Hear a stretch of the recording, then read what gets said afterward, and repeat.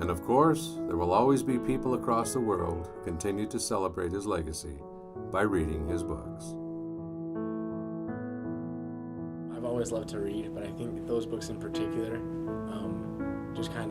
I thought those were quality fantasy books that kind of just continued my interest in reading those kind of books and reading other kinds of books, and just kind of helped me to explore my world in a larger way. I think it's kind of one of those books that you can recommend to all teenagers who are interested, like who are looking for maybe adventure or mythology kind of things.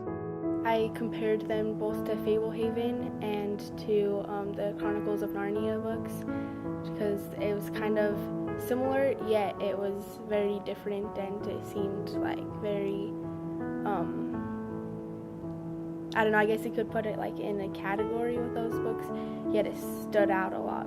Just the way that it ended, it kind of wanted to know like what happens afterwards.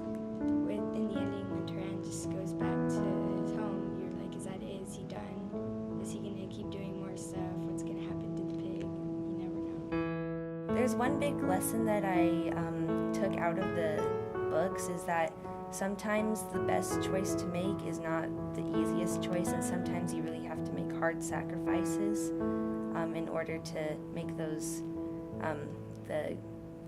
good happen in the world. I guess it's just doing what's right even when it's not the easiest thing to do.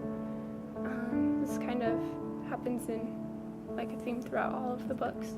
I learned that the tough trials come along through all your journeys, all your adventures, but if you keep pushing through it, enduring to the end, that you can make it and it'll be all right.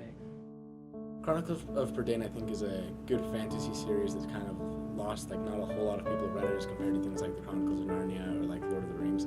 But I think there's a lot of aspects that like the Chronicles of Prydain share with those, but at the same time it explores kind of fantasy and human nature in a much different way, in that it's much more, I think, relatable to common people, because the main characters are fairly common. They're not really like kings or anyone that's really remarkable that you'd expect these great things to happen to. It's just kind of an ordinary person.